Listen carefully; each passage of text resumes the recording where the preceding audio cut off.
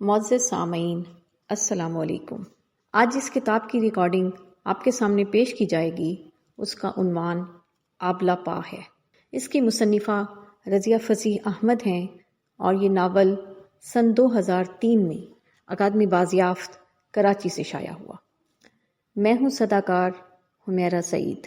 یہ recording national audio library for the blind کی جانب سے پیش کی جا رہی ہے۔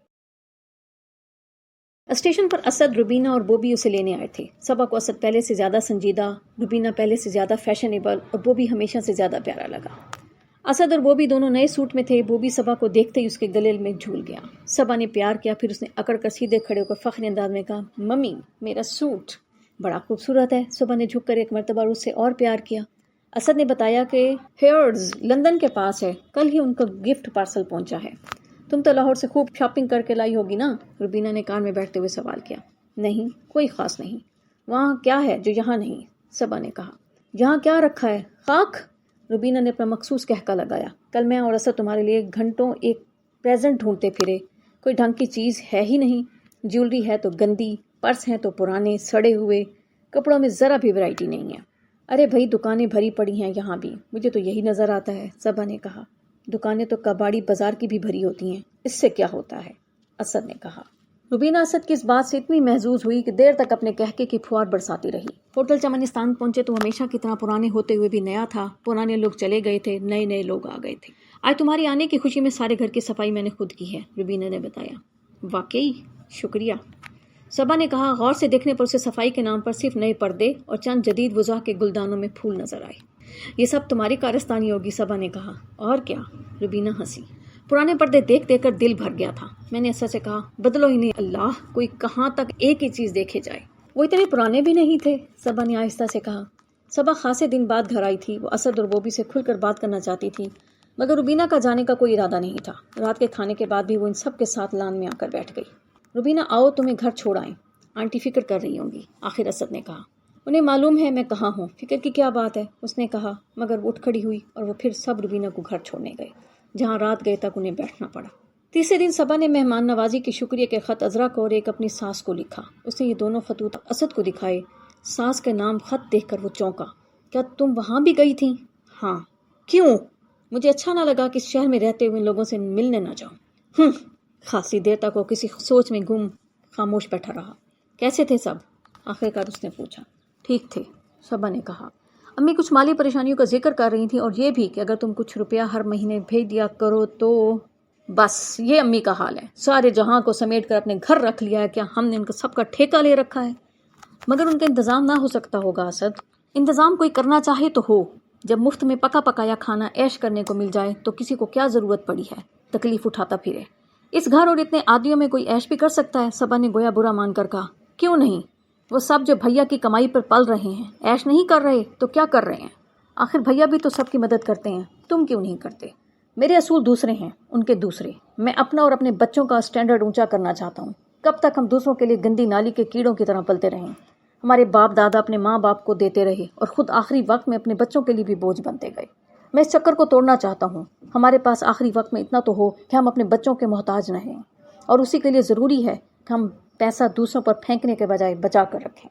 یہ تو خود غرضی ہے اسد، صبا نے دھیرے سے کہا۔ تم اسے خود غرضی کہہ لو، میں اسے سماجی بھلائی سمجھتا ہوں۔ بچوں پر بوجھ بننے کی لعنت ہمارے ملک سے ختم ہونی چاہیے۔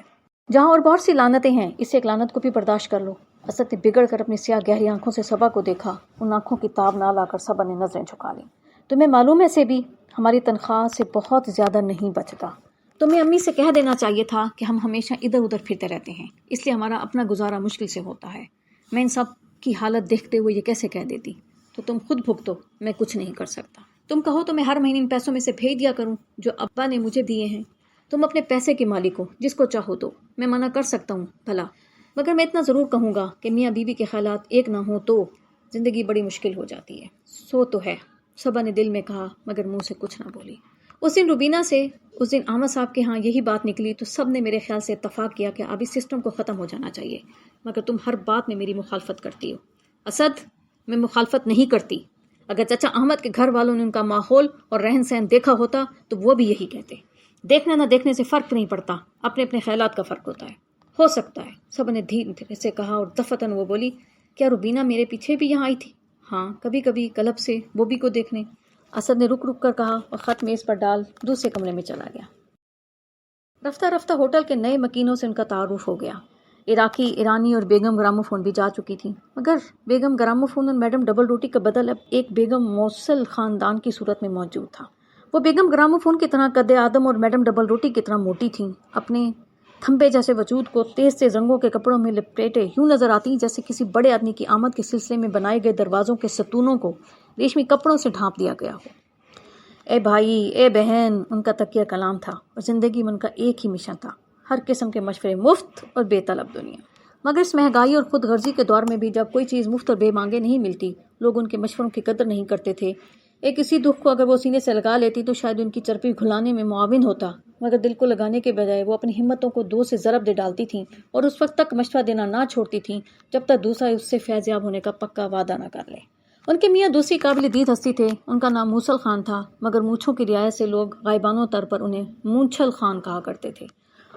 خود بھاری بھرکم چال جیسے کڑی کمان کا تیر، یہ بڑی بڑی مونچھیں، شرق تا غرب پھیلے ہوئے جیسے چھانگا مانگا کا جنگل، بڑے بڑے بال جن پر ویزلین ہیئر ٹانک کا کثرت سے استعمال، گول گول متجسس آنکھیں، ان پر موٹی موٹی سیاہ ایک دوسرے میں الجھی بھووں کا سایہ، لباس قمیض پتلون اور صاف ستھرا ہونے کے باوجود ان کو دیکھ کر مجموعی تاثر کچھ ایسا ہوتا جیسے ڈھیلے ڈھالے چوغے اور شلوار میں کوئی قابلی پٹھان۔ اپنی بیوی کتنا زود گو تھے، اپنی تھیوریاں بنا کر واقعات کو سختی سے ان پر ڈھالا کرتے تھے۔ اگر کوئی ان سے اختلاف کرتا تو یہ ہرگز اس کو بات کو تسلیم نہ کرتے تھے۔ اگر کبھی قائل ہو ہی جاتے تو 2-4 دن بعد اسی شخص کو اسی کی دلیل و براہین سنا سنا کر دوبارہ قائل کرتے، اس کو اتنا موقع بھی نہ دیتے کہ وہ کہہ سکے کہ مجھے اس بات سے اختلاف ہی نہیں ہے۔ غالباً اس سے ذہنی طور پر انہیں یہ اطمینان ہو جاتا تھا کہ وہ کسی سے ہارے نہیں ہیں۔ اکثر شام کو وہ جھمگھٹا سا بنائے لان پر بیٹھے اپنے بیتے ہوئے واقعات گھڑ گھڑ کر سناتے رہتے، جو کمرے سے نہ نکلتا ان کا قاصد اسے بلانے پہنچ جاتا۔ لوگ پکچر یا بازار جاتے ہوئے ان سے چھپ کر نکلتے، ورنہ وہ کہاں کسی کو جانے دیتے۔ ارے چھوڑو بھائی، ارے بیٹھو بھائی کہہ کر ٹانگ لے لیتے۔ ادھر بیوی فوراً اے بھائی، اے بہن کی تمید کے بعد کوئی طویل مختصر افسانہ شروع کر دیتی یا اپنے مشوروں کی پوٹ کھول کر بیٹھ جاتی۔ اس دن جو ایک ٹورسٹ کی گھڑی غائب ہو گئی تو موصل خان نے سینکڑوں ہی تھیوریاں بنا کر حالات کو ان پر ڈھالا۔ اول تو یہ کہ روم بیرے نے ہاتھ صاف کیا ہے، کیونکہ جیسے ہی کوئی آتا ہے وہ سب سے پہلے کمرے میں جاتا ہے اور بعد میں بھی اکثر ٹورسٹ کمرے کی چابی اسی کے پاس چھوڑ جاتے ہیں۔ مگر جلد ہی نہ جانے کیسے انہیں بیرے کی بے گناہی کا یقین ہو گیا اور انہوں نے پڑوس کی آیا کو چور مان لیا، جو ایک بیرے کے بیان کے مطابق اسی ٹورسٹ کے کمرے سے آتی ہوئی پکڑی گئی تھی۔ وہ سامنے بیٹھی بچی کو کھلا رہی تھی۔ جیسے ہی ٹورسٹ کمرے سے نکل کر ڈرائننگ ہال کی طرف گئے، اس نے میدان صاف دیکھ کر گھڑی پار کر دی۔ پھر ایک عورت کی اتنی ہمت نہ دیکھ کر انہوں نے اس تھیوری کو بھی غلط ثابت کر دیا اور بتایا کہ یہ ساری شرارت مہتر کی ہے، جو کبھی شام کو جھاڑو نہیں دیتا، لیکن اس دن ٹورسٹ کے کمرے میں شام کو جا پہنچا۔ جب انہیں بتایا گیا کہ ٹورسٹ نے خاص طور پر بلوایا تھا اور ان کے ہوتے ہوئے ہی کام ختم کر کے چلا گیا تھا، تو انہوں نے پھر روم بیرے کو چور ثابت کر ڈالا۔ مگر جب دوسرے دن ٹورسٹ بغیر ایک لفظ اس گھڑی کے متعلق کہے چلے گئے تو انہوں نے اعلان کر دیا کہ یہ سب فراڈ ہے، چوری ووری قطعی نہیں ہوئی تھی۔ بیرا اس آیا سے چند پرائیویٹ باتوں پر خفا تھا۔ اس نے آیا پر الزام لگایا کہ اس نے اس کو ٹورسٹ کے کمرے سے نکلتے دیکھا ہے۔ جب مینیجر نے ان سے اپنا سامان چیک کرنے کو کہا تو انہوں نے یوں ہی تفریحاً کہہ دیا کہ ان کی ایک گھڑی گم ہو گئی ہے۔ جب پولیس میں اطلاع دینے کو کہا گیا تو انہوں نے منع کر دیا۔ اگر گھڑی سچ مچ چوری ہوئی ہوتی تو وہ پولیس بلانے کو کیوں منع کرتے؟ پھر بات بہک کر اس موضوع پر جا نکلی کہ آج کل اس قسم کی چھوٹی اور قیمتی چیزوں کی چوری بہت بڑھ گئی ہے۔ موصل خان نے فوراً تھیوری پیش کی۔ اس کی وجہ یہ ہے کہ ایسی چیزیں آسانی سے چرائی جا سکتی ہیں اور آسانی سے بیچی جا سکتی ہیں۔ پھر وضاحتاً انہوں نے فوراً ایک قصہ سنایا۔ پشاور میں ہمارے کوارٹر میں ایک لڑکا رہتا ہے جو امریکیوں کے ہاں کام کرتا ہے۔ اسے میں ہمیشہ گھر پر بہترین ٹی شرٹ اور سفید براق پتلونوں میں دیکھتا تھا۔ ایک دن میں نے اس کے پاس ایک بڑا خوبصورت سفری بیگ دیکھا جس میں کئی عدد جوتے اور پالش وغیرہ تھی۔ وہ باہر بیٹھا اپنے سارے جوتوں کو چمکا رہا تھا۔ پھر ایک دن میں نے اسے کسی دوست کے ساتھ کمپاؤنڈ میں ٹینس کھیلتے دیکھا۔ دونوں کے پاس نئے ریکٹ تھے۔ میرے پوچھنے پر وہ ہمیشہ یہی جواب دیتا کہ ہمارے صاحب نے نئی چیز خرید لی ہے اور یہ مجھے دے دی ہے۔ وہ اپنے صاحب لوگوں کے گن کچھ اس طرح گاتا کہ مجھے ان کی سخاوت کا یقین ہو جاتا۔ پھر ایک دفعہ اس نے مجھ سے کہا کہ صاحب کی کینٹین میں امریکن چیزیں بہت سستی ملتی ہیں، آپ کو کسی چیز کی ضرورت ہو تو میں صاحب سے کہہ کر دلوا دوں گا۔ میں سمجھا شاید میرے کوارٹر دینے کا احسان مان رہا ہے اور بدلہ چکانا چاہتا ہے۔ اس زمانے میں بازار میں ولایتی مال بالکل ناپید تھا، اس لیے میں نے کہا ٹھیک ہے، مجھے ایک عدد دھوپ کا چشمہ، ایک اچھی سی گھڑی، سگریٹ کیس اور لائٹر چاہیے۔ وہ ایک ایک کر کے یہ ساری چیزیں مجھے لا کر دیتا رہا، خاصے سستے داموں۔ ان کے علاوہ بھی بہت سی چیزیں لایا تھا جو اب بھی مجھے یاد نہیں۔ پھر ایک دن اچانک اس کا باپ میرے پاس روتا ہوا آیا کہ اس کو پولیس پکڑ کر لے گئی ہے۔ معلوم ہوا کہ 6 ماہ کی ملازمت کے دوران میں اس نے اپنے مالک کی آدھی چیزیں غائب کر دی تھیں۔ اس وقت اس کے مالک کی سخاوت کا حال کھلا۔ ویسے شبہ تو مجھے 2-1 بار پہلے بھی ہوا تھا۔ اے بھائی، یہ نیچ لوگ ایسے ہی ہوتے ہیں، بیگم موصل خان نے کسی ایک کو مخاطب کر کے کہا۔ میں آپ کو ایک قصہ سناؤں؟ لاہور میں ہمارے برابر میں ایک انگریز افسر رہا کرتا تھا۔ ان کے ہاں بے تحاشا مکھن، جام، شربت کی بوتلیں اور اللہ بلا آیا کرتا تھا۔ ان کا نوکر خدا چھوٹ نہ بلوائے تو آدھی چیزیں میرے ہاتھ آدھی قیمت پر بیچ جاتا تھا، اور ان کی مالکن کو کبھی شبہ تک نہ ہوا۔ اے بہن، یہاں تک ہوتا تھا کہ میرے ہاں کبھی بھی وقت کوئی مہمان آ گیا، میں نے اس خانسامہ کو کہلوا دیا اور جناب وہاں سے سینڈوچ، آملیٹ جاؤ اور کوئی چیز اور بن کر آ گئی۔ سب لوگ انہیں حیرت سے دیکھ رہے تھے۔ یہ سارا قصہ سنا کر وہ اپنے مخصوص انداز میں میٹھی سی ہنسی ہنسی اور بولی، سچ بھائی 2 سال تک تو مجھے اتنا آرام رہا کہ حد نہیں۔ پھر کیا ہوا؟ کسی نے پوچھا۔ پھر ہمارا تبادلہ ہو گیا۔ مجھے تو سچ پوچھو بہن، اس بات کا بڑا ہی افسوس ہوا، کافی خرچہ بچ جاتا تھا میرا۔ لیکن صبا ہچکچاتے ہوئے بولی، آپ وہ چیزیں واقعی خرید لیتی تھیں؟ لو بہن جی دیکھو، وہ ہنستے ہوئے بولی، گویا بہن نے سخت احمق پن کیا ہو۔ میں نہ خریدتی تو اور کوئی خرید لیتا، میں نے کیا برا کیا بھائی؟ وہ اسد کی طرف مخاطب ہو گئی، میں نے تو ایک چیز منہ مانگے دام پر خریدی، جس شخص نے بیچی اب اس کا دین ایمان لے جانے۔ بالکل ٹھیک ہے۔ ان کے میاں نے ہاں میں ہاں ملائی۔ میرا خیال ہے کہ آج کل چھوٹی اور قیمتی چیزوں کی چوری اس لیے بھی بڑھ گئی ہے کہ نچلے طبقے میں دکھاوے کا شوق بڑھتا جا رہا ہے۔ آج کل تانگے والے، گھریلو ناظم اور مزدور تک گھڑیاں لگائے، بو شرٹ پہنے اور لمبے لمبے بال رکھے نظر آتے ہیں۔ انہوں نے اپنی پہلی تھیری میں تھوڑی سی ترمیم کی۔ آپ نے وہ خبر تو پڑھی ہوگی کہ ایک فقیر جس کے بدن پر چیتھڑے لگے ہوئے تھے، 250-300 روپے کی ایک قیمتی شال اوڑھے ایک دکان کے پیچھے سو رہا تھا۔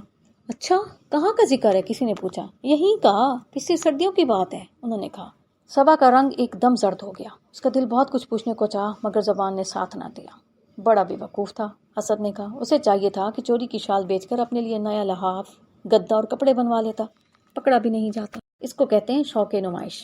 موصل خان نے فوراً کہا، اگر وہ شال بیچ کر اپنی حیثیت کے مطابق یہ چیزیں خرید لیتا تو اس کی یہ تسکین کہاں سے ہوتی کہ میرے پاس ایک ایسی چیز ہے جو صرف بڑے آدمیوں کے پاس ہوتی ہے۔ جس وقت اس نے کہا وہ شال چرائی ہوگی، اس کا مقصد بیچنا ہوگا، مگر بعد میں شوق نمائش غالب آ گیا اور اس نے وہ شال نہیں بیچی اور اس طرح پکڑا گیا۔ صبا اتنی دیر میں سوچتے سوچتے جانے کہاں پہنچ گئی تھی۔ وہ پکڑا گیا، جانے اس کا کیا حشر ہوا، اور اچانک بغیر سوچے سمجھے اس کے منہ سے نکل گیا، مگر وہ شال تو میں نے ہی اسے دی تھی۔ ایک دم سب نے پلٹ کر دیکھا۔ لوگوں کی سمجھ میں نہ آیا کہ اس بات پر ہنسیں یا روئیں۔ بیگم موصل خان جکلخ تھی، تڑپ کر بولی، سچ کہو بہن، تم نے دی تھی؟ اللہ قسم مذاق کر رہی ہو؟ وہ ہنس کر گویا آخر بات کی تہ پا ہی گئی، مگر صبا کا چہرہ بے حد سنجیدہ اور زرد ہو رہا تھا۔ تم نے دی تھی؟ کب؟ اسد اپنے تعجب اور غصے پر قابو پانے کی کوشش کرتے ہوئے بولا، جس رات کلب میں مینا بازار تھا، واپسی پر یہ فقیر مجھے سردی سے ٹھٹرتا ہوا ملا، میرے پاس کچھ نہیں تھا، میں نے وہ شال اتار کر دے دی۔ ونڈرفل، ونڈرفل، میں آپ کی تعریف کیے بغیر نہیں رہ سکتا بیگم اسد۔ اسد کا رد عمل نظر انداز کر کے موصل خان چلائی، اتنی قیمتی چیز یوں دے دینا اتنا آسان کام نہیں ہے۔ ممکن ہے آپ نے ایک لمحے کے لیے جذباتی کو دے دی ہو اور بعد میں آپ کو افسوس بھی ہوا، میرے ساتھ اکثر ایسا ہوتا ہے، پھر بھی میں اس ہمت کی داد دوں گا۔ انہوں نے داد طلب نگاہوں سے یوں سب کے طرح دیکھا جیسے شال صبا نے نہیں انہوں نے ہی دی ہو۔ مگر بیگم اسد، افسوس ہے کہ آپ کی یہ نیکی غارت گئی، کیونکہ پولیس اس بیچارے فقیر کو پکڑ کر لے گئی اور جیل میں ڈال دیا، مگر اس سے آپ کے نیک کام پر حرف نہیں آتا۔ آپ نے جو کچھ کیا، قبل اس کے کہ کوئی نئی تھیری کا حرکت پر گھڑیں، صبا نے بات کاٹ کر کہا، اب کچھ نہیں ہو سکتا اس فقیر کو بچانے کے لیے۔ ایک انسان کی بے وقوفی کی سزا کسی نہ کسی کو ضرور بھگتنی پڑتی ہے۔ اسد ابھی تک اپنے غصے کو پینے میں کامیاب نہ ہو سکا تھا۔ یہی شکر کرو کہ بے وقوفی تم نے کی اور سزا اس بیچارے فقیر کو ملی۔ اب تو اس بات کو کئی ماہ ہونے کو آئے، اتنی سزا وہ غریب کاٹ بھی چکا ہوگا۔ موصل خان بہت زور سے ہنسے جیسے کوئی نادر لطیفہ ہاتھ لگاؤ۔ لیکن اس شال کی رسید بھی میرے پاس ہوگی۔ اس سے کیا ہوتا ہے؟ اسد بیزاری سے بولا۔ میں آپ کو بتاتا ہوں بیگم اسد، کسی کیس کا فیصلہ ہو جانے کے بعد ایک مقررہ میعاد تک اس کی اپیل ہو سکتی ہے، اس کے بعد نہیں۔ موصل خان نے کہا، جب یہ ثابت ہو جائے کہ قیدی بے گناہ ہے تو کیسے ہو سکتا ہے کہ اس کی سزا برقرار رہے؟ یہ تو سمجھ میں نہیں آتا، صبا نے آہستہ سے کہا۔ قانون کی کامن سینس کے ماتحت تھوڑی ہوتا ہے بیگم اسد، لا از سپریم۔ یہ کہہ کر وہ پھر زور سے ہنسے۔ اے بہن، تم نے آج تک وہ خبر اخبار میں نہیں پڑھی تھی؟ بیگم موصل خان جو اس واقعے پر بے حد خوش نظر آ رہی تھیں گھبرا کر بول اٹھیں، مگر صبا اپنے ہی خیالوں میں کھوئی ہوئی تھی، اس نے ان کی بات سنی انسنی کر دی۔ انہوں نے کہاں یہ خبر دیکھی ہوگی؟ موصل خان نے جواب دیا، فوراً اپنے ذمہ لے لیا، وہ تو لوکل اخبار میں تھی۔ اردو کے اخبار ہی ایک ایسی چٹ پٹی خبریں دیتے ہیں، ورنہ انگریزی کے اخبار میں کیا رکھا ہے، روکھی پھیکی سیاست۔ میں تو اسی لیے انگریزی کا اخبار پڑھنے کے بعد منہ کا ذائقہ بدلنے کے لیے اردو اخبار ضرور پڑھ لیتا ہوں۔ وہ ہنسے۔ اب دیکھیے کہ اگر میں وہ اخبار نہ پڑھتا تو آج اتنا بڑا انکشاف کیسے ہوتا کہ پھر چکا چک ہاتھ پر ہاتھ مار کر بولے، ارے بھائی یہ سٹوری تو اخبار میں ضرور جانی چاہیے۔ میں کہتا ہوں مزہ آ جائے گا۔ کتنی دلچسپی کی بات ہے کہ ملزم کے مجرم بننے کے بعد، سزا مل جانے کے بعد اچانک یہ حقیقت کھلتی ہے کہ شال اسے درماتما بیگم نے دی تھی۔ ہاں ہاں ہاں ہاں ہاں، وہ پھر زور سے ہنسے۔ کئی پولیس والے بھی کمال کرتے ہیں، ایک شخص کو پکڑ کر سارا کیس مکمل کر لیتے ہیں۔ میں آپ کو بتاتا ہوں، اس سلسلے میں سے گواہ ہوں گے جنہوں نے اپنی آنکھوں سے اسے شال چراتے دیکھا ہوگا۔ باقی اسٹوری اخبار میں ضرور جانی چاہیے۔ وہ ہاتھ پر ہاتھ مار کر ہنسے اور بھی کئی لوگ ان کی خاطر مسکرانے لگے سوائے اسد اور صبا کے۔ میرا خیال ہے کہ کچھ نہ کچھ تو ضرور ہو سکتا ہوگا۔ وہ آہستہ سے بڑبڑائی اور اسد سے مخاطب ہو کر بولی، اسد اگر تم فون کر کے پوچھ لیتے۔ ابھی فکرہ اس کے منہ میں ہی تھا کہ اسد جھلا کر بولا، فون کس کو کروں، چیف جسٹس کو یا کمشنر کوئٹہ ڈویژن کو؟ وہ جانے کے لیے اٹھ کھڑا ہوا۔ اس کی اس بات پر بہت سے لوگ ہنس پڑے۔ موسیٰ خان کا کہکہ سب سے بلند تھا۔ صبا سن ہو گئی۔ اتنے آدمی میں آج پہلی مرتبہ یوں اس کی سبکی ہوئی تھی۔ کتنی عجیب بات تھی کہ جتنا وہ اس بات کو اہم سمجھتی تھی، اسد اتنا ہی فضول اور ناقابل التفات جان رہا تھا۔ ایک بے گناہ آدمی کا جیل میں سڑتے رہنا ان لوگوں کے نزدیک کوئی خاص بات ہی نہیں۔ ذرا دور پہنچ کر اس نے اسد کو کہتے سنا، خدا کسی کو اتنی جذباتی اور بے سمجھ بیوی نہ دے۔ شاید یہ بات اسے خود ہی سے کہی تھی، دوسروں کو سنانا نہ چاہتا تھا، مگر جب صبا نے سن لی تو وہیں بیٹھے ہوئے بیشتر لوگوں کے کانوں تک بھی پہنچ گئی ہوگی۔ تیزی سے چلتا ہوا وہ اپنی کار میں بیٹھا اور روانہ ہو گیا۔ صبا جو اس جذباتی صدمے کو بھی کبھی سرخ اور کبھی زرد ہو رہی تھی، ہمت کر کے اٹھ کھڑی ہوئی اور اپنے کمرے کی طرف روانہ ہو گئی۔ اس کے خاصی دور نکل جانے کے بعد بیگم موصل جو بمشکل اپنی زبان کو تالو سے لگائے بیٹھی تھیں، بے چین ہو کر بول اٹھی، ہائے کتنی عجیب بات ہے، پتہ نہیں ٹھیک ہے یا غلط، بالکل غلط۔ موصل خان نے اطمینان سے جواب دیا اور سب کو اپنی طرف دیکھتے پا کر ان کو اپنی بات کی اہمیت کا احساس ہوا۔ کھنکھار کر بولے، میں عرصے سے یہ بات اندازہ لگا رہا ہوں کہ لڑکی نارمل نہیں ہے۔ اب دیکھیے نا، کس کے ذہن میں یہ بات آ سکتی تھی کہ ایک قصے کو سن کر جھٹ خود کو اس کا ایک کردار بنا لیا۔ یہ سیلف ایزرشن کی ایک قسم ہے، یا شاید اسے آبسیشن کہتے ہیں۔ یعنی جب میں نے یہ قصہ سنایا تو فوراً اس کے ذہن میں یہ بات آئی کہ ممکن ہے کسی نے یہ شال دے دی ہو، پھر فوراً ہی اسے یقین ہو گیا کہ یہ شال اسے خیرات دی گئی تھی اور خود اس نے ہی دی تھی۔ اور جناب میں آپ کو یقین دلاتا ہوں کہ اب دنیا کی کوئی طاقت اس کے ذہن سے یہ بات نہیں نکال سکتی۔ اگر اسے سولی پر بھی لٹکا دیا جائے تو یہی کہے گی کہ شال اسی نے دی ہے۔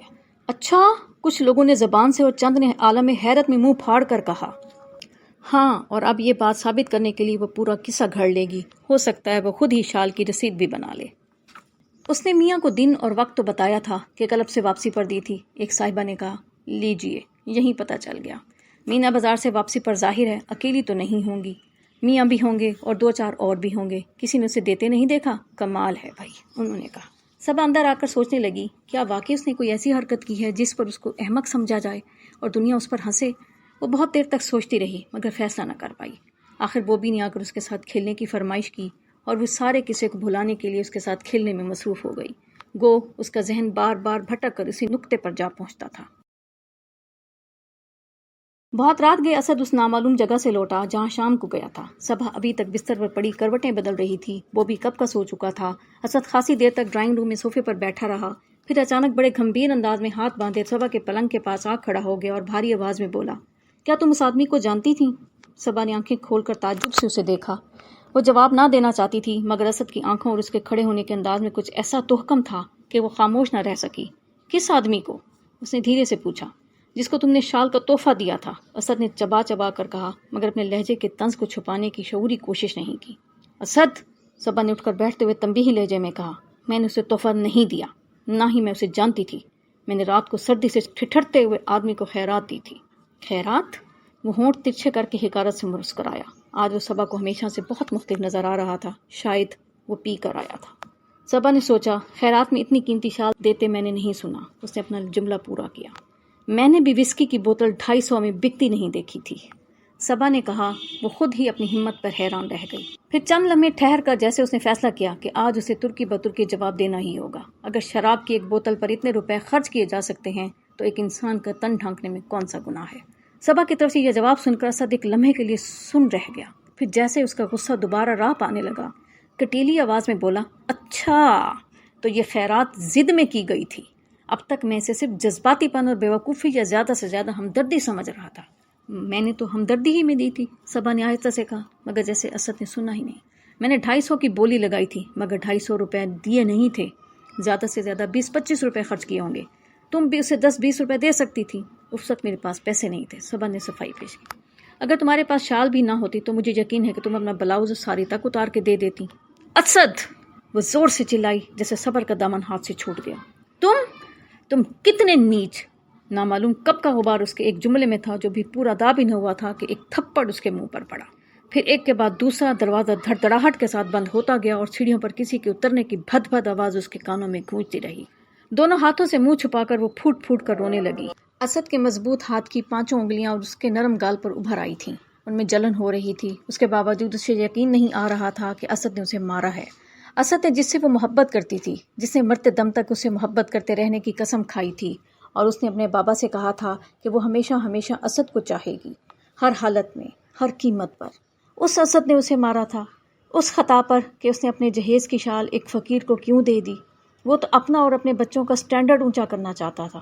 اس کا اور صبا کا سارا روپیہ صرف ان کی ظاہری ٹیپ ٹاپ پر خرچ ہونا چاہیے تھا تاکہ دوسرے دیکھیں اور سمجھیں کہ وہ پشتوں کے رئیس ہیں. وہ یہ کبھی نہ سمجھ پائے گا کہ اصلی ریاست دل کی ریاست ہے. پھر اسے ایک اور خیال آیا جو کانٹے کی طرح اس کے دل میں اتر گیا تھا. کیا اسد کو واقعی اس سے محبت تھی؟ کہیں اسے اپنا معیار زندگی بلند کرنے کے لیے اس کے روپے کی ضرورت تو نہ تھی؟ اور تب وہاں بیٹھے بیٹھے اور روتے روتے شادی اور رفاقت پر آج تک پڑھے سارے مضامین اس کی نظروں کے سامنے ناچنے لگے. یہی وہ رشتہ ہے جس کے تقدس کی قسمیں کھائی جاتی ہیں، جس پر ہر ملک میں، ہر مذہب میں ہمیشہ سے لاکھوں صفحے کالے کیے جا رہے ہیں اور کالے کیے جاتے رہیں گے. You may be sure that there is at least one person in the world to whom you can always go and open your heart without fear and hesitation. ایسے ہی مضمون کا یہ ایک جملہ اسے کتنا پسند آیا تھا. اس کے دل پر نقش ہو گیا تھا. سب تھیوریاں ہیں، سب باتیں ہیں، سب بکواس ہے. پھر ان کی شادی ہو گئی اور وہ ہنسی خوشی رہنے لگے. ہر کہانی کا یہ انجام. اس سے زیادہ جہالت اور کون سی ہوگی بھلا. روتے روتے وہ جانے کب سو گئی. صبح جس وقت اس کی آنکھ کھلی، کھڑکی میں سے دھوپ سارے کمرے میں پھیل چکی تھی. اسد اگر رات کو آیا تھا تو اس وقت پھر جا چکا تھا. صبا کی آنکھیں جل رہی تھیں. اٹھ کر اس نے آئینے میں اپنی شکل دیکھی تو حیران رہ گئی. چہرہ زرد ہو رہا تھا، پپوٹے سوجے ہوئے تھے. گو اس وقت بھوک لگ رہی تھی، لیکن ایسی حالت میں ناشتے کے لیے جانا مشکل تھا. کوئی اندھا بھی دیکھ کر بتا دیتا کہ وہ رات بھر روتی رہی ہے. خام خواہ تماشا بن جاتا. کل ہی سب کے سامنے اس کی خاصی صبح کی ہو چکی تھی. چاہتی تو اپنے ملازم یا روم بیرے کے ہاتھ ناشتہ منگا سکتی تھی، لیکن وہ دونوں تو ضرور اس کی حالت دیکھتے. اس نے بوبی کو خود تیار کر کے نیچے بھیج دیا اور پھر کپڑے اٹھا کر غسل خانے چلی گئی. ٹب میں گرم پانی ملا کر وہ اس میں لیٹ گئی. نیم گرم پانی اس کے جسم اور اعصاب کو آرام پہنچانے لگا. اس نے آنکھیں بند کر لیں. صرف اس کی گردن پانی سے باہر نکلی ہوئی تھی اور ایسا معلوم ہوا جیسے یوں ہی اسے نیند آ جائے گی. اور ایک دم ایک عجیب سی خواہش نے اس کے دل میں سر اٹھایا. کتنا اچھا ہو کہ وہ اس گرم پانی کے ٹب میں آرام کی نیند سو جائے اور پھر کبھی نہ اٹھے. اسد آ کر دیکھے اسے پانی کے پردوں میں جل پری کی طرح سویا ہوا پائے. وہ اس کی جلتی ہوئی آنکھیں اور سرخ پپوٹے دیکھے. وہ اس کے گال پر ابھرے ہوئے اپنی انگلیوں کے نشان دیکھے اور کہے مجھے معاف کر دو سیبی. لیکن وہ اپنی زبان سے کچھ بھی نہ کہہ سکے. صرف اس کی روح دور کھڑی مسکرا رہی ہو کہ وہ اپنے خدا، ڈیڈی اور خداوند مجازی کے سامنے سرخرو رہی. یہ سوچتے سوچتے پھر آنسو نکل کر گرم پانی میں ملنے لگے اور وہ سوچنے لگی میں کتنی بے وقوفی کی باتیں سوچ رہی ہوں. یوں تخیل کے سہارے بھی کبھی زندگی سے فرار حاصل ہوا ہے. رات کو سوتے ہوئے بھی یوں ہی کسی تخیلی آہٹ پر وہ چونک اٹھتی تھی. شاید اسے منانے آ رہا ہو مگر وہ نہیں آیا. پھر بھی اسے امید تھی کہ صبح کو وہ ضرور اس کے پاس آئے گا اور کہے گا مجھے معاف کر دو. لیکن اگر وہ رات کو آیا تھا تو صبح کو اس کے اٹھنے سے پہلے ہی اسی لیے چلا گیا تھا کہ وہ صبح کو اپنی شکل دکھانا نہ چاہتا تھا. گرم پانی کا پیدا کردہ سکون درہم برہم ہونے لگا. وہ پانی سے نکل آئی. کپڑے تبدیل کر کے وہ ایک کمرے سے دوسرے کمرے میں، ایک دریچے سے دوسرے دریچے تک بلا مقصد یوں ہی پھرتی رہی جیسے شیشے کے حوض میں بند مچھلیاں. لیکن کیا کبھی انہیں ایسے شدید ذہنی کرب سے واسطہ پڑتا ہے؟ کیا ہی اچھا ہوتا جو وہ مچھلی ہوتی. چند سال پانی کی خاموش محدود دنیا میں رہنے کے بعد طبعی موت مر جاتی. لیکن وہ مچھلی نہیں تھی. اسے ناشتہ کرنے کے لیے ڈائننگ ہال میں جانا چاہیے تھا، مگر آج وہ ہر چیز اس طرح بے نیاز تھی جیسے وہ ان روزمرہ کی ضرورتوں کی طرف اب کبھی نہیں لوٹے گی. کبھی بالوں میں کنگھی نہیں کرے گی، کبھی کمروں میں صفائی نہیں کروائے گی، کبھی اپنے کمرے میں کسی کو آنے نہیں دے گی، اور شاید کبھی کھانا نہیں کھائے گی. پھر یہ کربناک لمحے طویل ہو کر گھڑیوں میں ڈھل گئے. دوپہر کو اسد کام سے واپس آیا تو اوپر آنے کے بجائے سیدھا ڈائننگ ہال میں چلا گیا. وہ سوچتی رہی کہ شاید وہ ابھی تک آیا نہیں. آئے گا تو اشرف ضرور اطلاع دے گا کہ بیگم صاحب اب تک نیچے نہیں اتری ہیں. انہوں نے ناشتہ بھی نہیں کیا ہے. تب اسد اس کا ہاتھ پکڑ کر کھانا کھلانے لے جائے گا، لیکن اشرف نے دروازہ کھٹکھٹا کر صرف اتنا کہا، صاحب کھانا کھانے چلے گئے ہیں۔ اب اس کا دل نہ چاہا کہ وہ کھانا کھانے جائے۔ وہ اسی طرح بھوکی پیاسی پڑی رہی۔ شام تک اس کی آنتیں بے تحاشا کل ہولہ پڑ رہی تھیں۔ اسے کمزوری محسوس ہو رہی تھی اور آنسوؤں کی شدت میں اضافہ ہو گیا تھا۔ صرف اپنی خودی کو تسکین دینے کے لیے یا اسد کو آزمانے کے لیے اس نے رات کا کھانا بھی نہیں کھایا، اور یہ رات بڑے کرم میں گزری۔ تب اسے اندازہ ہوا کہ زندگی کے سارے نظریے، سارے اختلافات ایک طرف ہیں اور پیٹ کی بھوک ایک طرف۔ اس وقت اسے مرن برت رکھنے والوں کا خیال آیا جو اپنے آئیڈیل کے پیچھے بھوکے مر جانے کو ترجیح دیتے ہیں، لیکن اس کا یہ مرن برت کسی آئیڈیل، کسی نظریے کے تحت ہے، صرف شوہر کی توجہ اپنی طرف کرنے کے لیے۔ اس سے نیچ حرکت اور کیا ہوگی؟ پھر تمہاری بھوک تمہاری اپنی تکلیف ہے، اس سے دوسرے کو کیا غرض؟ ممکن ہے وہ اس وقت سمجھوتے کا خیال کرے جب اسے خود کوئی تکلیف ہو۔ فی الحال تو وہ اپنی خودداری کا سر بلند کیے صبا کی طرف دیکھے بغیر سر سے گزر گیا اور بوبی کے کمرے میں جا کر لیٹ رہا۔ دوسرے دن شام سے پہلے اسے یقین ہو چکا تھا کہ آپس کے جھگڑوں میں بھوک ہڑتال بالکل بے معنی سی چیز ہے۔ اس نے بےتاب ہو کر شام کی چائے پی اور بسکٹ کھائے اور روزمرہ سے پہلے کھانے کے لیے اتر گئے۔ باوجود اپنی زبردست قوت ارادی کے، جس کے سہارے وہ چاہتی تو ابھی اور بھوکی رہ سکتی تھی، اسے کمزوری محسوس ہو رہی تھی اور آنکھوں کے آگے تارے ناچ رہے تھے۔ اور یہ تیسرا روز تھا کہ اسد کی اور اس کی آپس میں بات چیت بند تھی اور ان کا اٹھنا بیٹھنا اور سونا الگ کمروں میں تھا۔ اور یہ تیسرے دن کا ذکر ہے کہ ہوٹل میں اور پیچھے کوارٹروں میں دو باتیں صبح ہی صبح بڑی سنسنی پھیلا رہی تھیں۔ ایک تو ہوٹل کے بائیں ونگ کے پیچھے لوہے کے گول زینے کے عین نیچے ایک آدمی مرا پڑا تھا، اور اسی روز الگ صبح ہی چوٹی والی بیگم کے اوپر جن آ گیا تھا۔ اتفاق یہ تھا کہ چوٹی والی بیگم کا کمرہ بھی اسی ونگ میں تھا۔ ان پر جن بہت سویرے آیا، جس وقت ابھی کوئی سو کر بھی نہیں اٹھا تھا، اور مردہ آدمی کو روم بیرے نے ذرا دن چڑھے دیکھا جب وہ 12 سال سے رہنے والی میم کے پاس بیڈ ٹی لے کر جا رہا تھا۔ اس نے دیکھا کہ صبح کی ملگجی روشنی میں کوئی شخص سیڑھیوں کے نیچے لیٹا ہے۔ اس نے چائے تو وہیں زمین پر رکھی اور جا کر اسے نزدیک سے دیکھا۔ وہ پتھروں پر منہ کے بل پڑا تھا اور بالکل مردہ تھا، سانس کا نام بھی اس میں نہ تھا۔ بیرے کی سمجھ میں نہ آیا کہ کیا کرے۔ منیجر اور کلر کبھی نہ آئے تھے۔ وہ بھاگا بھاگا سیدھا پروپرائٹر کے بنگلے پر پہنچے اور چند ہی منٹ بعد اس مردہ آدمی کے آس پاس بھیڑ لگ گئی۔ کمرے سے صاحب اور بیگم صاحبیں نکل کر جمع ہوئیں تو ادھر کوارٹر سے مردوں اور بچوں کا قافلہ چلا آیا۔ میں اور چند ہمت والی عورتیں ان کے پیچھے پیچھے چلیں۔ ادھر بیگم موصل خان نے اپنے آیا کو بھیجا کہ بیگم اسد کو بلا لاؤ تاکہ ہم دونوں بھی ذرا دیکھیں کیا ماجرا ہے۔ دروازہ کھٹکھٹانے پر صاحب نے دروازہ کھولا اور صرف اتنا ہی کہا، بیگم صاحبہ کی طبیعت ٹھیک نہیں ہے۔ لیکن اتنی دیر میں اس نے سن لیا کہ بیگم صاحبہ عجیب ڈراؤنی سی آواز میں رو چلا رہی ہیں اور منہ ہی منہ میں کچھ بڑبڑا رہی ہیں۔ ان کے بال گھوڑے کے عیال کی طرح تکیے پر کھڑے ہیں اور آنکھیں یہ بڑی بڑی اور سرخ ہیں اور کوئی ڈاکٹر ان پر جھکا ہوا ہے۔ اس نے واپس آ کر پہلے یہ خبر اپنی بیگم کو سنائی اور پھر اس کے ساتھ مرے ہوئے آدمی کو دیکھتے آس پاس کھڑی عورتوں کو جس تیزی سے آدمی کے مرنے کی خبر پھیلی تھی اس تیزی سے یہ بھی پھیلی۔ پہلی خبر میں مردوں نے زیادہ دلچسپی لی، دوسری میں عورتوں نے۔ کوارٹر والیاں اس نازک وقت میں بھی یہ کہتے ہیں سے نہ چوکیں کہ یہ جنوں کا مذاق اڑانے کا نتیجہ ہے۔ ہم نے تو پہلے ہی کہا تھا کہ برے وقت سے ڈرنا چاہیے، ضرور کسی جن نے سن لیا ہوگا اور اب تو پورا بدلہ نکالے گا۔ ادھر مرنے والے آدمی کو پورے ہوٹل میں کوئی بھی نہیں جانتا تھا، نہ کسی نے اسے آس پاس پھرتے دیکھا تھا، لیکن پولیس آئی تو فوراً پہچان لیا گیا۔ وہ مفرور قیدی تھا جو کئی دن ہوئے جیل سے بھاگ نکلا تھا۔ پوسٹ مارٹم کی رپورٹ سے معلوم ہوا کہ اس کے جسم پر زخم کا کوئی نشان نہیں ہے۔ مفرور قیدی بھوک سے مرا ہے اور اسے مرے ہوئے زیادہ دیر نہیں ہوئی۔ اس آدمی کے یہاں آنے کے بارے میں جتنے منہ اتنی باتیں تھیں، لیکن عام قیاس یہی تھا کہ وہ رات کو کسی وقت پارک سے گزر کر پیچھے آیا۔ شاید کھانے کی تلاش میں وہ باورچی خانے اور پینٹری میں جانا چاہتا تھا، مگر موقع نہ ملا۔ رات بھر وہ کہیں چھپا رہا۔ صبح کو جب وہ بھاگ کر جانے لگا تو بھوک، تھکن اور سردی سے نڈھال ہو کر ختم ہو گیا۔ موصل خان حسب عادت اس معاملے میں بھی ہر گھنٹے ایک نئی تھیوری بنا کر خود ہی اسے رد کر دیتے تھے۔ بیگم موصل خان صبا پر جن آ جانے کی وجہ سے بھی اتنی ہی پریشان تھیں، ان پر دور ہی مار پڑ رہی تھی۔ 3 دن تک صبا ایسی ہی رہی جیسے اسے اپنے گرد و پیش کی کچھ خبر ہی نہیں۔ ہوش میں آتی تو کبھی روتی، کبھی بڑبڑاتی اور پھر دورہ سا پڑ جاتا۔ جب ذرا طبیعت سنبھلی بھی تو ہوں ہاں سے بھی زیادہ کچھ نہ بولی۔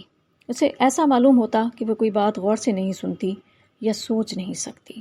اس کی آنکھیں خلا میں بھٹکتی رہتی جیسے کسی کو تلاش کر رہی ہوں یا کوئی ایسا منظر دیکھ رہی ہوں جو دوسروں کو نظر نہیں آتا۔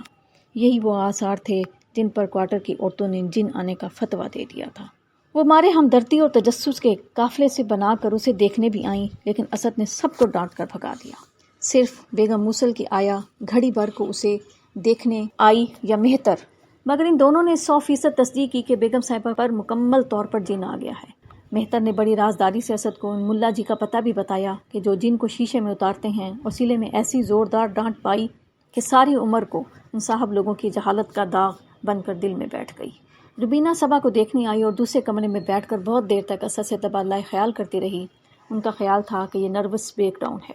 بیگم موصل خان بھی آئیں اور انہوں نے کوارٹر والیوں سے پوری طرح متفق ہو کر کہا، بھائی میں آپ کو پتہ بتاتی ہوں، یہاں ایک پہنچے ہوئے پیر ہیں، گدڑی خان یا پیمند خان، ایسا ہی کوئی بھلا سا نام ہے۔ خیر نام تو بھلا نہیں، ذرا یوں ہی سا ہے، پر آدمی بڑے پہنچے ہوئے ہیں۔ ان کو آپ جا کر لائیے، میں کہتی ہوں ان کا تو نام سن کر ہی لوگ جن بھاگ جائے گا۔ اسد نے ایسا منہ بنایا جیسے کوئی کڑوی دوا زبردستی اس کے منہ میں ڈالی جا رہی ہو۔ روبینہ منہ ٹیڑھا کر کے حقارت سے مسکراتی رہی۔ آخر جب یہ تمہید طویل ہونے لگی تو اسد نے کہا، میں نے ڈاکٹر کو دکھا دیا ہے، وہ کہتا ہے کہ تو ایک دن میں ٹھیک ہو جائیں گی، فکر کی کوئی بات نہیں۔ مگر بھائی ڈاکٹر نے کیا مرض بتایا، یہ بتائیں نا آپ۔ مرض نہ اس نے بتایا نہ میں نے پوچھا، اسد نے کہا۔ دیکھا، وہ فخر سے مسکرائیں۔ اے بھائی بڑے بھولے ہیں آپ، خدا کی قسم، مرض اس کی سمجھ میں آتا تب بتاتا نا، یوں ہی کچھ گھول گھال کر دے گیا ہوگا۔ میری مانو تو بھائی وہ دوا بالکل نہ پلانا بہن کو، میں کہتی ہوں کہ آپ اسی پیر کو بلائیں۔ ہاں نام آ گیا، اے لو پھر نکل گیا دماغ سے۔ ہاں بھائی تو میں نے کہا، چھوڑیے ابھی ان باتوں کو، میں کیا رکھا ہے، اسد نے بیزاری سے کہا۔ کمال کرتے ہیں آپ، کیا آپ جنوں پر یقین نہیں رکھتے؟ نعوذ باللہ، میرا مطلب ہے اب آپ اتنے دہریے تو نظر نہیں آتے بھائی۔ جنوں پر یقین نہ رکھنے سے آدمی دہریہ نہیں ہوتا۔ نہیں بھائی، آپ مانیں یا نہ مانیں، جن تو ہوتے ہیں، سینکڑوں آدمیوں نے دیکھے ہیں۔ میرے نانا تو جنوں کو پڑھاتے تھے، میں نے خود اپنی آنکھوں سے دیکھے ہیں۔ آپ نے خود دیکھے ہیں؟ اللہ بتائیے ذرا کیسے ہوتے ہیں جن؟ روبینہ حقارت آمیز مسکراہٹ سمیت تعجب سے بولی، ہاں بہن، اپنی آنکھوں سے، ہمارے نانا بڑے عالم تھے، بہت لوگ ان سے پڑھنے آتے تھے، میں تو چھوٹی سی تھی، اکثر وہاں چلی جاتی تھی، پر نانا ڈانٹ کر بھگا دیتے تھے۔ اچھا، آپ دونوں باتیں کیجیے، میں ذرا سیبی کے پاس بیٹھتا ہوں۔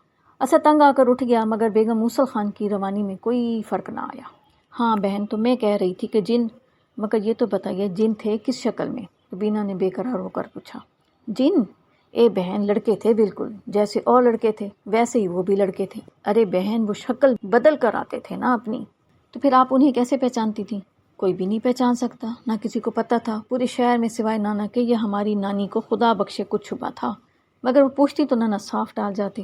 اللہ، لیکن جب کوئی فرق ہی نہیں تھا ان میں اور لڑکوں میں، تو ثانی کو شبہ کیسے ہو گیا؟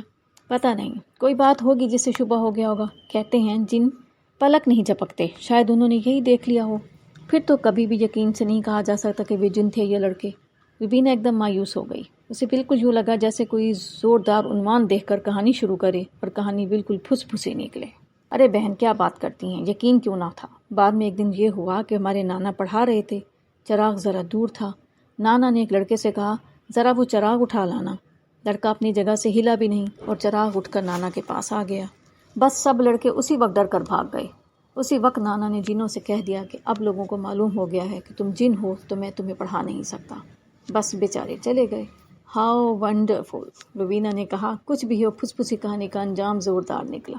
اچھا میں تو چلوں گی، ذرا صبا کو ایک نظر اور دیکھ لوں۔ وہ اندر چلی گئی۔ جب وہ خاصی دیر تک باہر نہ نکلی اور بیگم موصل خان خاموشی سے اکتا کر وہ بولنے کے لیے تڑپنے لگیں تو وہ بھی بیڈ روم میں آ گئی۔ صبا سو رہی تھی، نزدیک کے پلنگ پر اسد بیٹھا تھا اور بالکل لگی ہوئی روبینہ بیٹھی ہاتھ چلا چلا کر سرگوشی میں بات کر رہی تھی۔ بیگم موصل خان کو دیکھ کر وہ کھڑی ہو گئی۔ بہت دیر ہو گئی، اب میں تو چلوں گی، روبینہ نے کہا۔ اسد اسے نیچے چھوڑنے گیا، بیگم موصل خان بھی ساتھ ہی اتر گئیں۔ ہوٹل کے دروازے تک وہ ان کے ساتھ گئیں۔ واپسی پر جب اسد نے انہیں پھر اپنے ساتھ آتے دیکھا تو بڑی نرمی سے بولا، اب آپ بھی آرام کریں بیگم موصل، سے بھی تو آرام سے سو رہی ہے۔ میں یہ کہہ رہی تھی کہ ان پیر کا پتہ مجھے بالکل ٹھیک تو معلوم نہیں، مگر اندازہ بتائے دیتی ہوں۔ دیکھیے جب آپ کندھاری بازار، آپ فکر نہ کریں میں کسی سے معلوم کروا لوں گا، اسد جلدی سے بولا۔ ہاں ضرور کیجیے بھائی، یہ کام ضروری ہے، باقی ڈاکٹروں کی دوائی کی تو میں اس معاملے میں قائل ہی نہیں۔ اچھا سے بھی اکیلی ہیں، میں جاتا ہوں، خدا حافظ۔ اسد تیزی سے سیڑھیاں چڑھنے لگا، مبادا کو پیر کا پتہ یاد آ جائے اور وہ اسے پھر پکڑ لیں یا اس کے پیچھے لگ جائیں۔ رفتہ رفتہ صبا چلنے پھرنے کے قابل ہو گئی۔ اسد اس کے مناسب ناز برداری کرتا رہا، دوست احباب مزاج پرسی کو آتے رہے۔ روبینہ نے سب سے زیادہ چکر لگا کر دوستی کا حق ادا کر دیا، لیکن صبا جس چیز سے زیادہ بھڑکتی تھی وہ اس کی بیماری کا ذکر تھا۔ جیسے ہی کوئی یہ ذکر چھیڑتا وہ کوئی اور بات نکال لیتی۔ یہ بات سب سے زیادہ بیگم موصل خان کو عجیب لگی۔ اپنی بیماری ایک ایسا موضوع تھا جس پر وہ گھنٹوں بے تکان بول سکتی تھی، اور مارے ہمدردی کے کوئی نہ کوئی ان کی بات کاٹ سکتا تھا، نہ کوئی اور ذکر چھیڑ سکتا تھا۔ ان کو خود اپنی آواز سے محبت تھی، ذکر بیماری کا اور پھر بیاں اپنا. واہ واہ. اس موضوع پر انہیں اپنی آواز کی روانی خود اپنے کانوں کو بہت بھلی لگتی تھی. انہیں تعجب تھا تو یہی کہ خدا کسی کو بولنے کا موقع یوں چھپر پھاڑ کر دے اور وہ اس سے فائدہ نہ اٹھائے. بلّہ اس سے زیادہ ناشکرہ اور کون ہوگا. ایسے وقت میں صبا کے بجائے وہ خود اس کی بیماری کا آنکھوں دیکھا حال شروع کر دیتی، جس کو وہ واضح طور پر ناپسند کرتی. یہاں تک کہ کئی مرتبہ بیگم موسیٰ خان کی پوری کوشش کے باوجود اس نے نہایت بے دردی سے موضوع بدل دیا. اسد اور صبا کی شادی کی سالگرہ نزدیک تھی. معلوم نہیں اسد کا پہلے ہی سے ارادہ تھا یا صبا کو خوش کرنے اور اس کا دھیان بٹانے کے لیے نہایت زوردار پارٹی دینے کا ارادہ کیا. صبا کی کمزوری کی وجہ سے اس کا زیادہ تر انتظام اسد اور روبینہ نے مل کر کیا. معزز سامعین، جو ریکارڈنگ آپ نے ابھی سماعت فرمائی، اسے national audio library for the blind کی جانب سے پیش کیا گیا ہے. ہمارے یوٹیوب چینل کو لائک، سبسکرائب اور شیئر ضرور کیجیے. اپنی قیمتی تجاویز اور آراء کے اظہار کے لیے ہمارے کمنٹ سیکشن کا استعمال کیجیے. اگر آپ بھی رضاکارانہ طور پر ہمارے اس مشن کا حصہ بننا چاہیں تو ڈسکرپشن میں دیے گئے لنک کے ذریعے ہمارے واٹس ایپ گروپ کو جوائن کیجیے. شکریہ.